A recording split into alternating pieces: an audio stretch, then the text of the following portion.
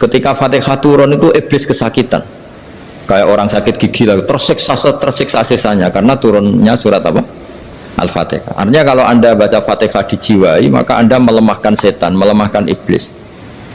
Wa qala Mujahid, khina unzilat Fatihatul Kitab ronna fastama indahu asyayatin. Jadi ketika Fatihah itu turun, iblis itu terkapar lah kira-kira, sampai dijenguk banyak setan. Itu di kamarnya di ICU lah kira-kira gitu kalau sekarang itu. Entah Covid entah enggak tahu, pokoknya di ICU sampai dijenguk banyak setan.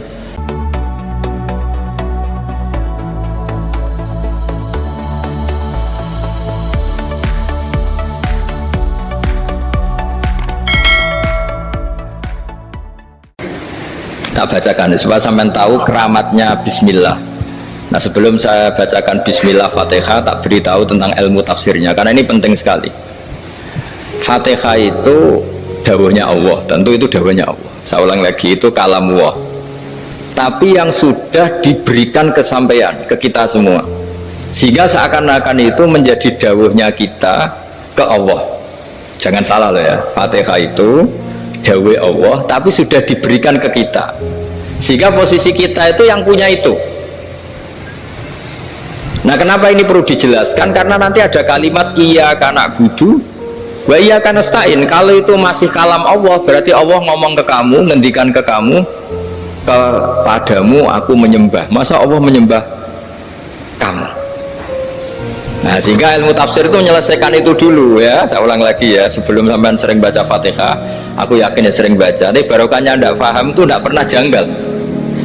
Enggak paham itu ya penting supaya tidak iskal, tidak janggal. Sebetulnya di kalimat itu ada yang janggal. Kalau Fatihah itu kalimatnya Allah atau kalam Allah, bagaimana dengan kata-kata iyyaka na'budu? Masa Allah ngendikan ke kita, kepadamu kami menyembah? Masa Allah menyembah kita? Maka penyelesaiannya secara ilmu tafsir gimana? Semua ulama mengatakan, bukan satu dua, semuanya mengatakan di Fatihah itu semuanya diberi kawalan kalimat. Saya ulang lagi ya, di Fatihah itu semuanya diberi awalan kalimat qulu, katakan wahai hambaku begini ya, katakan wahai hambaku begini. Nah, begini ini pelajaran dari Allah yang sudah diberikan ke kita. Terus kita mengatakan bismillahirrahmanirrahim, alhamdulillahirabbil, termasuk kita mengatakan iyyaka na'budu wa iyyaka nasta'in. Jangan bayangkan Allah ngendikan ke kita. Kalau Allah ngendikan kita berarti gini, hei wahyu ihdinas siratal mustaqim, tunjukkan saya jalan yang benar. Nah, nanti kamu terus, ya Allah, Anda aja minta tolong saya minta tolong siapa? Kan jadi panjang kan. Ya, saya ulang lagi ya. Jadi itu di Ulumul Quran diterangkan gimana? Sebelum baca Fatihah ya, Fatihah itu kalamullah, ngendikane Allah, tapi yang sudah diajarkan ke kita dan sudah milik kita, sehingga kalimat itu menjadi milik kita. Tapi ya kalamullah, tetap kalamullah, tapi sudah menjadi milik kita. Udah paham ya? Ya pinter nah. Ya, karena kalau tanpa penjelasan seperti ini Anda akan iskal. Bagaimana Allah, iskal itu janggal, bagaimana Allah mengatakan iya karena butuh, kan jadi aneh ya. Ya, jadi tak jelaskan secara ilmiah ya. Jadi kata ulama-ulama tafsir, ayat-ayat Quran seperti ini sebetulnya dimulai dari qulu apa? Meskipun nggak dilafatkan. Itu kan sama dengan qul huwallahu ahad Muhammad, katakan kalau Tuhan itu satu. Ya, namanya Quran itu kan kalam Allah, membina nabinya, membina umatnya. Makanya dikatakan atau enggak, di sini tersembunyi kata qulu, katakan. Ya, jadi ya ibarat apa itu, kamu ngajari anak kamu lah, le panggil jenengan bapak kulo. Itu maksudnya anak itu, kalimat itu kalimat kamu, tapi kamu ajarkan ke anak kamu. Terus anak kamu bilang, Pak jenengan bapak kulo. Nah, ketika kamu mengatakan jenengan, bukan kamu mengatakan jenengan anakku, berarti anakmu itu bapakmu, kan lucu kan. Anak kamu ajari jenengan bapak kulo, kamu engkau bapak saya. Terus anak kamu mengulang, jenengan atau kamu bapak saya. Berarti itu kalimat yang kamu ajarkan, tapi sekarang sudah milik anak kamu. Kalau itu kalimat kamu kan lucu, masa anak kamu bilang bapak. Nah itu seperti itu. Jadi ulama memberi solusi atau jawaban iya karena abudu. Iya itu sebelumnya ada kata-kata kulu, katakan wahai hambaku, hubungan kamu dengan saya adalah katakan iya karena abudu wa iya karena nasta'in. Terus hubungan kamu dengan saya katakan juga dalam doamu ihdinas siratal mustaqim. Jelas ya, jadi itu kalam Allah yang sudah milik kita karena diajarkan Allah untuk kita. Dong ya? Ya sudah dong, yes. Gak jelas gak. Tapi bagus, gak jelas itu bagus. Kalau kamu jelas gak jadi dikrem, jadi gubernur. Min azimi fadliha kasratu asma'iha wa fadail ukhra. Ini cerita dramatisnya surat Al-Fatihah. Qala Abu Hurairah radhiyallahu anhu inna iblisa ranna khina unzilat Al-Fatihah. Jadi iblis itu begitu kesakitan. Ini kitab Abu Abul Farad karangannya Syekh Muhammad Alawi, juga kutipan dari beberapa kitab. Yang jelas beliau sendiri juga ngutip dari beberapa riwayat di beberapa hadis. Halaman 123. Ketika Fatihah turun itu iblis kesakitan. Kayak orang sakit gigi lah, tersiksa sisanya karena turunnya surat apa? Al-Fatihah. Artinya kalau Anda baca Fatihah dijiwai, maka Anda melemahkan setan, melemahkan iblis. Wa qala Mujahid khina unzilat Fatihatul kitab ronna fastama indahu asyayatin. Jadi ketika Fatihah itu turun, iblis itu terkapar lah kira-kira, sampai dijenguk banyak setan. Itu di kamarnya di ICU lah kira-kira gitu kalau sekarang itu. Entah Covid entah enggak tahu, pokoknya di ICU sampai dijenguk banyak setan. Enggak tahu bawa apa enggak tahu, pokoknya dijenguk banyak setan. Ono yang nyangoni karena ini apa? Ketuanya apa? Pingsan, sakit. Jadi iblis itu sakit sampai dijenguk anak buahnya setan-setan. Ya semoga kalian semua tidak kenal setan. Kalau kenal berarti teman, apa? Wa qalu misla dzalik wa qala lahum laisa mimma taquluna syai'un walakin unzilat suratun laisa ajru qailiha illa an harramallahu alaihi nar jahannam. Saya ini bukan sakit fisik, kata iblis. Kamu tidak usah jenguk saya, datangkan dokter terbaik, tidak usah. Saya ini tidak sakit fisik. Saya ini sakit karena ada surat yang diturunkan, yang pahala yang melafadzkan surat itu pasti selamat dari neraka. Padahal misi terbesar saya ini supaya manusia masuk neraka. Sekarang punya tamengnya. Mulai pusing kan? Ya seperti orang lah, goda sampean ternyata sampean setia, itu kan pusing. Nah ternyata tidak setia, itu yang akhirnya ribet kan itu. Jadi iblis itu cita-cita terbesarnya kan semua orang itu masuk neraka. Nah sekarang turun satu surat yang gara-gara surat itu siapapun yang baca dijamin selamat dari neraka. Jadi walakin unzilat suratun laisa ajru qailiha illa an harramallahu alaihi nar jahannam. Karena jadi dia shock lah, kalau orang di Jawa itu bilang shock. Aduh sial nasib saya ini umat nggak bisa saya goda lagi karena punya tamengnya tadi punya. Qad tolakaidukum wa makrukum. Rekayasa kalian sekarang itu tidak ada gunanya semua. Nah, ini alhamdulillah di Indonesia kelihatan kan banyak yang miskin, banyak yang susah. Tapi selagi mereka masih sholat, tuh keinginan mencari halal itu masih tinggi. Kayak apa kita di tengah kota, jauh dari anak istri, jauh dari tetangga. Biasanya kalau orang jauh dari anak istri, tetangga kan sakar PDW. Tapi yang soleh masih banyak, sudah jauh dari keluarga tetap lurus. Loh, kalau yang dekat lurus kan wajar, konangan wong akeh kan. Ini sudah jauh masih lurus. Nah ini nggak lepas dari barokahnya surat apa? Surat Fatihah tadi. Jadi karena ada surat yang menjamin pelafalnya atau qailiha terbebas dari api neraka. Wa qalat as-sayatinu lahu is ayyusai'in ta'muruna ya maulana. Faqala lahum idhabu wajtahidu hatta tukhfilu qulubahum hatta la yaqulu hadhihi surah. Lalu kita gimana, jari para setan begitu. Lalu kita gimana? Terus kata iblis, sudah bikin mereka lupa sehingga tidak baca lagi. Selagi masih baca kita pasti keok. Jadi kalau sampean sudah jarang baca Fatihah itu berarti sudah bagian dari kemenangan apa? Iblis. Jadi kalau sampean sudah jarang baca Fatihah itu berarti bagian dari kekalahan Anda, kemenangan iblis. Masih sering baca? Berapa kali? Sholat. Dan sama lagi? Ya, kalau ngajar itu juga Kok 5 kali tok itu? Berarti pas sholat fardu tok itu?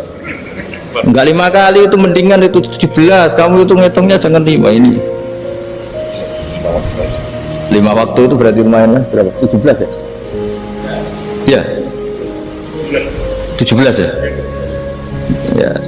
17. Tapi kalau makmum tuh sering separuh kan, apalagi makmum tarawih. Ya kan? Makmum tarawih itu bacanya Fatihah ada yang sempurna enggak ya?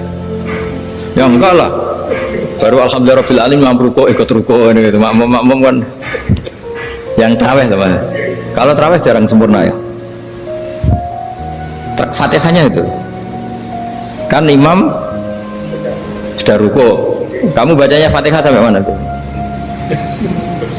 Baru setengah ya. Ya paling pas tarawih aja kan enggak sempurna ya. Apalagi kalau imamnya sengkilat tuh, waduh malah. Nah ketika Fatihah itu sebegitu keramatnya, sebegitu topnya, itu setan rapat, singkat cerita itu yang tadi dipimpin oleh iblis yang sedang terkapar apa? Terus tali obatnya nggak ada, cuma dia shock karena ada surat yang turun yang melafatkan itu pasti selamat dari apa?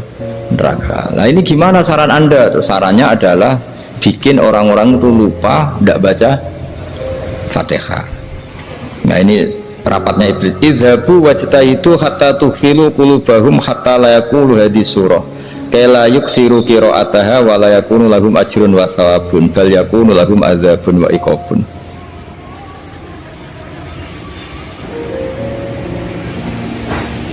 Jadi saya mohon selama ini Anda sudah baca, tapi mungkin hanya rutin saja. Napa rutin saja? Jadi barokahnya ngaji ini kamu punya kekuatan atau punya semangat membaca, karena ini surat yang luar biasa. Ibarat gini, kalau sampean tanya, saya juga sering mikir, masa Gus hanya surat kok punya kekuatan seperti itu?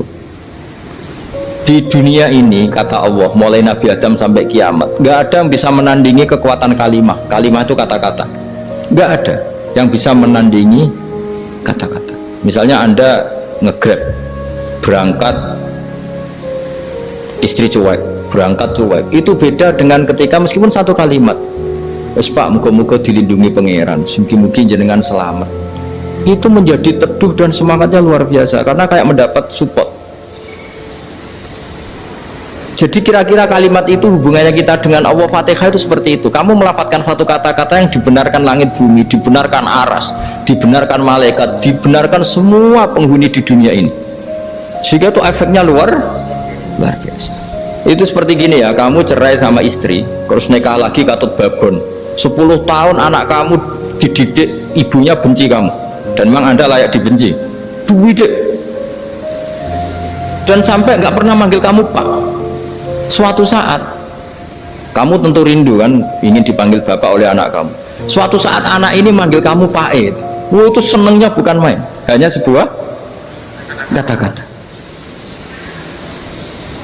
Makanya kadang-kadang orang itu tanya sama kiai, ijazah lafadz ini gunanya apa sih? Itu ijazah-ijazah itu untaian kata-kata, yang kata-kata ini dibenarkan langit dan bumi dan aras dan para malaikat, sehingga efeknya itu luar. Nah ibarat seperti itulah, kamu melafadzkan Fatihah itu melafadzkan kata-kata yang dibenarkan Allah dan Rasul dan semua malaikat, semua penghuni langit, maka ini efeknya pasti luar. Nah di sini lah orang-orang dulu itu tahu keramatnya itu, sehingga ketika melawan Belanda, melawan Jepang dulu itu kalimat-kalimat itu menjadi mantra yang luar biasa. Doa lah, doa yang luar biasa. Tapi di era modern karena orang sudah tidak ngerti itu, dianggap itu mantra, jimat, khurafat, bid'ah, waduh ribet menemal. Sebetulnya tidak seperti itu. Memang kata-kata ini kekuatannya luar biasa. Sama kesakitan hati kamu juga karena itu. Ngojek wangilan, lho pak dibujuk kok kowe gagah tok kere, wah itu seling terus. Padahal kalimat itu kan tidak melukai secara fisik, tapi apa kerjanya sesuk sarasa-rasa. Karena terus dengan pengadilan seperti itu kan, ngapain kerja demi perempuan yang seperti ini? Lagi-lagi kata-kata ini luar. Nah bayangkan kalau kata-kata itu adalah kalimat yang diajarkan Allah lewat Rasulnya, lewat malaikat Jibril, kayak apa kekuatannya itu? Nah kira-kira Fatihah itu gitu, kalimat yang baik, kalimatan thayyibah diajarkan oleh Allah dan Rasul, kayak apa kira-kira kekuatannya? Pasti luar biasa. Wong support yang dikatakan istri kita, anak kita aja luar biasa, apalagi ini support yang diajarkan Allah dan Rasul. Ya makanya saya mohon kalau baca Fatihah, baca kalimat-kalimat thayyibah ketika sholat itu dijiwai. Ya misalnya Rabbana lakal hamdu mil'us samawati wa mil'ul ardi wa mil'u ma syi'ta min syai'im. Engkau zat yang layak dipuji, dan pujian ini memenuhi langit dan bumi. Karena kita tahu nggak ada sejengkal di alam raya ini kecuali di situ ada rahmat Allah. Misalnya kamu bisa lewat sampai rumah saya, kamu mungkin anggap biasa saja. Coba kalau ngalami likuifaksi, tahu-tahu bumi ini ambles, bisa ngelewati yang likuifaksi itu luar. Tanyakan orang pernah ngalami likuifaksi di Sulawesi, itu melihat bumi bisa diinjak gak ambles itu, wah luar. Sama nggak ngalami itu sehingga lewat bumi ya biasa aja. Coba kalau ngalami seperti tidur, ya biasa aja. Coba kalau ada gempa, bahwa bumi tenang ini sudah nikmat yang luar biasa. Masa kamu ngakui nikmat nunggu digituin? Ya kan? Nah, makanya baca Fatihah dijiwai lah bahwa ini kalimat yang luar biasa. Nah, saya teruskan ya. Warwa Muslimun fi sahihihi an Ibnu Abbas radhiyallahu anhuma annahu qala bainama Jibril alaihi salam qaidun dan Nabi sami anaqidan min fawqi farafa'a ra'sahu faqala hadza babun minas sama futihal yawma lam yuftah qaddu ilal yawm fanazala minhu malakun faqala hadza malakun nazala ilal ardi wa lam yanzil qaddu ilal yawma fasallim waqal abshir binuraini qad uti tahuma lam yu'tahuma nabiyyun qablak Fatihatul kitab wa khawatimu suratil baqarah. Jadi suatu saat Jibril ini jagongan kira-kira gitu sama Rasulullah, tahu-tahu langit itu gemuruh. Langit gemuruh kata Jibril, terus semuanya ngangkat kepala ke langit.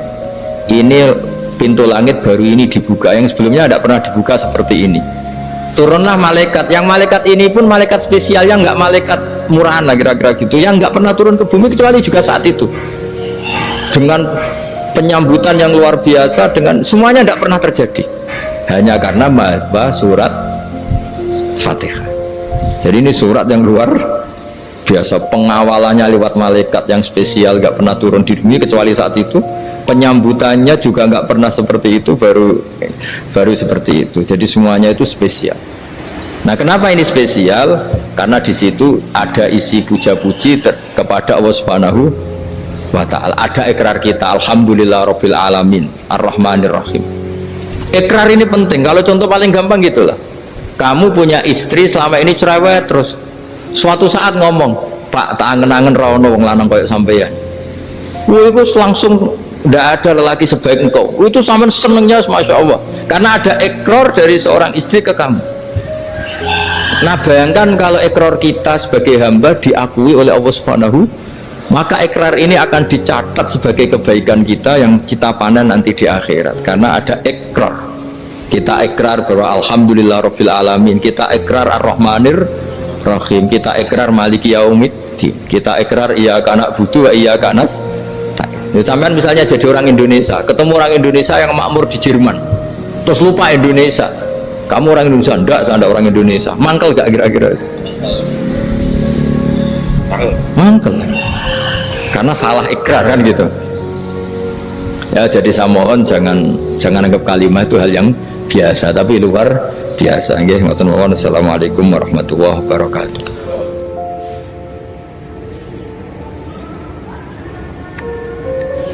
Saya berkali-kali kampanye di mana-mana lah, kampanye dan menganjurkan. Di antara catatan dalam Suhufi Ibrahim wa Musa kan ada kan di Quran itu yang dinamakan lampiran-lampiran wasiatnya Nabi Ibrahim dan Nabi Musa. Itu di antara catatannya begini, orang yang punya akal itu adalah orang yang bisa menikmati sesuatu yang baik. Misalnya gini, contoh gampang gini, kamu punya anak pertama atau punya anak yang masih kecil, itu gendong tuh senangnya bukan main, melihat anak sehat tuh senangnya bukan main. Mungkin saat itu banyak orang yang sedang maksiat dengan perempuan nakal atau dengan teman-teman nakalnya, yang nganggap seperti itu tidak nikmat. Tapi andaikan ini ditimbang ya ditimbang, yang maksiat betulan misalnya paling ukuran bahagianya itu 70%. Tapi yang ini, yang nimang anak baru lahir atau masih kecil, corong Jawa ngeloni anak, bisa saja bahagianya itu sampai 100%. Artinya selama ini kesalahan kita adalah nganggep maksiat itu pasti menyenangkan dan taat itu tidak menyenangkan. Makanya saya berkali-kali fatwa, untuk melawan kenikmatan maksiat orang harus terbiasa menikmati taat, menikmati kebaikan. Jangan kira kita nimang istri nikmat, nimang anak nikmat, ketemu teman yang lama tidak ketemu juga nikmat. Artinya kita akan melewati berjam-jam untuk jagungan sama teman, sama anak, sama istri, dan itu harus kamu nikmati supaya mengganti tidak berkebutuhan nikmat yang lewat jalur maksiat. Jadi saya mohon sarana-sarana yang menyenangkan itu, yang taat itu kita maksimalkan. Makanya bapak saya tuh sering pesen, kowe nak ngaji sing guyon, sing seneng. Nanti uang maksiat tuh karena cari kesenangan. Coba kalau kesenangan itu sudah didapatkan saat taat, maka tidak butuh lagi kesenangan yang berbentuk maksiat. Makanya orang-orang wali dulu kalau sudah sholat itu gak bisa berhenti karena merasa nikmat. Makanya Nabi pernah ngendikan wa qurratu aini fi sholat, nyaman saya itu kalau sedang sholat.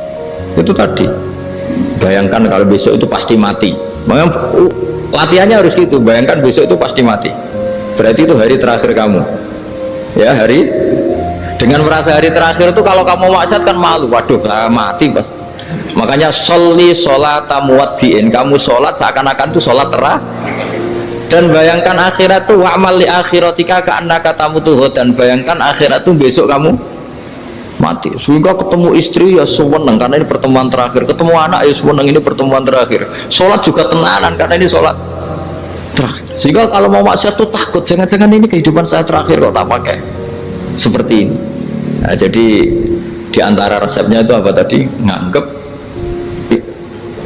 ya ibadah itu menyenangkan. Nah, gitu. Pinter.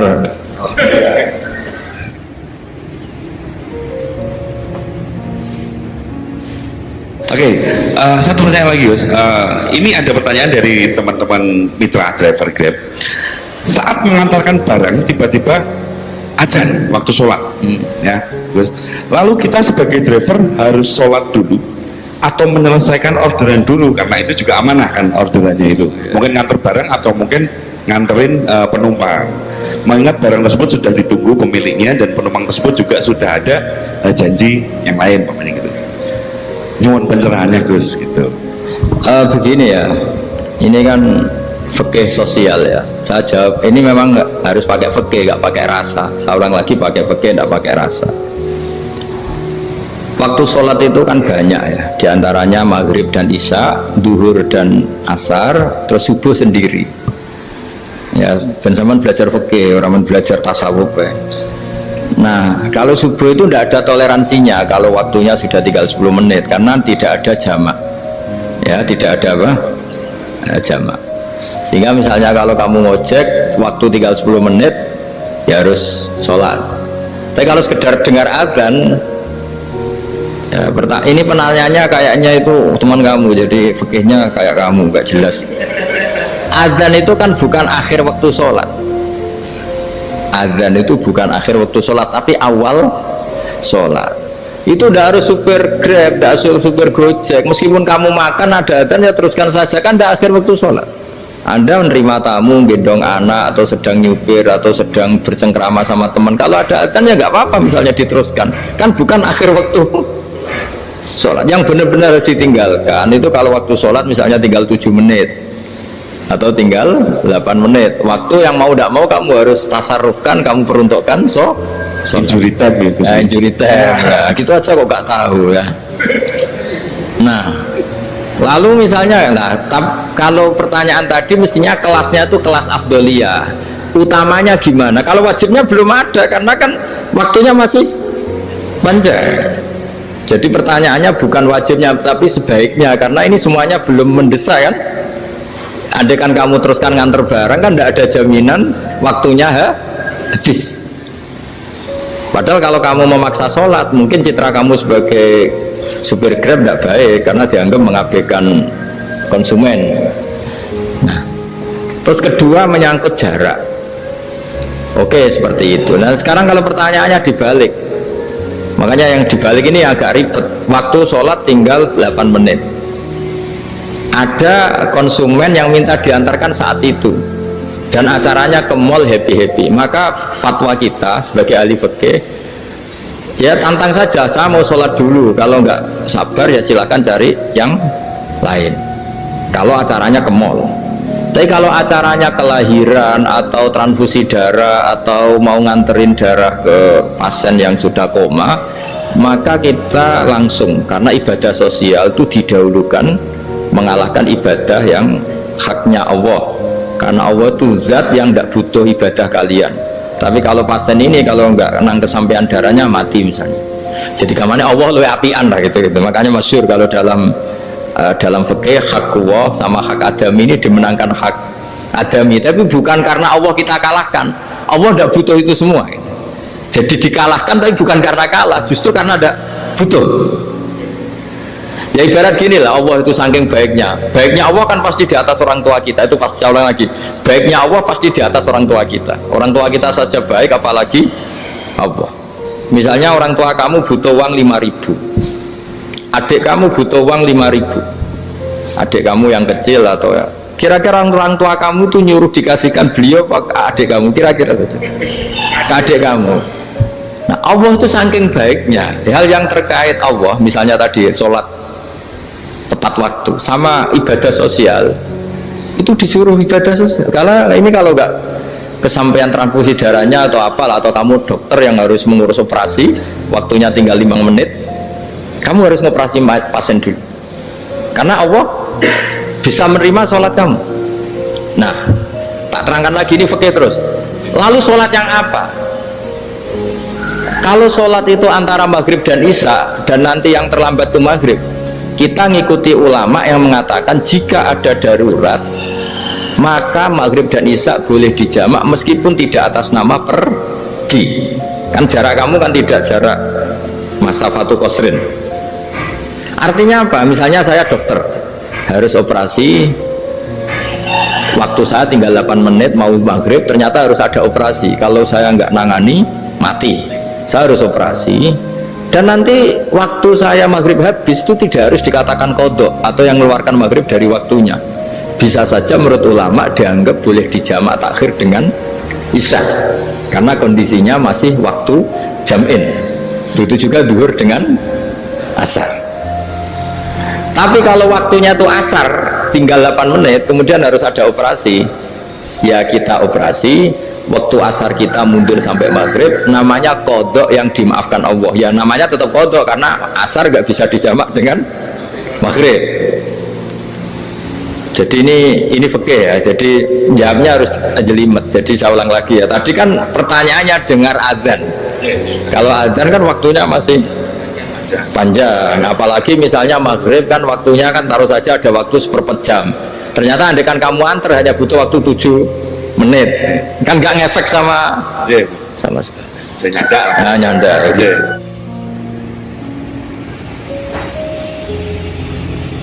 Kalau ada driver dapat orderan food, nganterin makanan tapi makanannya non halal, itu pakai pun pripun. Nah makanya itu tadi, kamu tahu betul kalau itu non halal loh? Kalau itu sudah tahu pasti non halal, ya, daging Tyrannosaurus nonton mungkin. Ya, makanya tadi itu memang PR kita di semua profesi. Saya ulang lagi, itu PR kita di semua profesi. Jadi ya itu makanya pentingnya istighfar tuh di situ tuh sudah kita sebagai ulama menghalalkan tidak mungkin, mengharamkan kamu juga demo, ini pekerjaan bus gitu. Tapi yang jelas itu tidak bisa dihindari. Ya sama lah seperti orang di bis itu. Kadang-kadang kan didoain semoga semua penumpang hasil ke tempat masing-masing, dan kalau ada copet berarti kan doain copet juga hasil tujuannya. Jadi di semua profesi itu resikonya. Makanya tadi saya bicara tentang fikih, kaidah umumnya menolong maksiat itu bagian dari maksiat, menolong taat itu bagian dari taat. Mau tidak mau harus ada hukumnya. Setidaknya barokahnya tahu hukum. Kalau kita salah belum istighfar gitu, sudah salah nggak merasa salah gitu. Jadi barokahnya tahu hukum itu paling enggak kan kita ya istighfar lah. Kan ya tadi seperti paket misalnya, kan ada saja orang paket yang jelas-jelas barangnya itu haram, tapi atas nama profesionalitas kan mungkin tetap dikirimkan, tapi barokahnya ngerti hukum dia istighfar.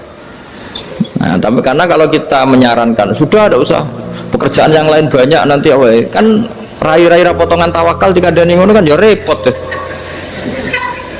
Nah kalau kita kiai guys gak apa-apa terus pangeran suge menurut sampean harusnya terus nuntut Gus saya karena fatwa jenengan saya sekarang miskin ini gimana pertanggung jawabannya ya ribet kan.